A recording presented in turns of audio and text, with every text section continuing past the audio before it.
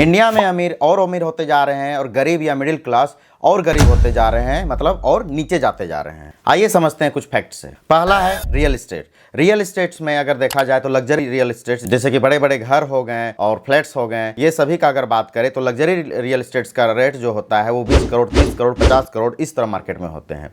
इसकी अगर सेलिंग का बात करें या फिर परचेसिंग का बात करें तो लोग इसमें जितने खरीद रहे हैं उसमें से 50% की ग्रोथ हुई है। मतलब पिछले दिनों में 50% जो करंट रेट से बिक रहा था उससे 50% ज़्यादा रेट में ये बिक रही है। मतलब अमीरों के पास पैसा आ रहा है। पर जो अफोर्डेबल फ्लैट्स होते हैं या अफोर्डेबल घर होते हैं उनकी जिनकी रेट जो है 10 लाख 20 लाख 30 लाख 40 लाख 50 लाख होती है, उसकी खरीदारी या फिर उसकी बिक्री में 9% का गिरावट आया है। मतलब गरीबों या फिर मिडिल क्लास के पास पैसा तो कम हो ही रहा है, साथ में उनकी पैसे भी गिर रही है, उनकी कमाई भी गिर रही है, जिस वजह से इनकी सेलिंग में भी गिरावट हुई है। मतलब अमीर घर खरीद रहे हैं वो भी 50% से भी ज़्यादा ग्रोथ रेट में, और मिडिल क्लास घर को बेच रहे हैं या फिर घर नहीं खरीद रहे हैं वो भी 9% के डाउन में। इसके अलावा लग्जरी कार जैसे कि Audi, BMW, Mercedes, Rolls Royce, इन सभी कारों में 145% की ग्रोथ आई है। मतलब हल्का फुल्का ग्रोथ नहीं, ये रियल एस्टेट से भी ज्यादा तेजी से ये बिक रहे हैं। आपको रोड में निकलने के बाद अनुमान होगा कि लगभग सभी छोटे शहरों में,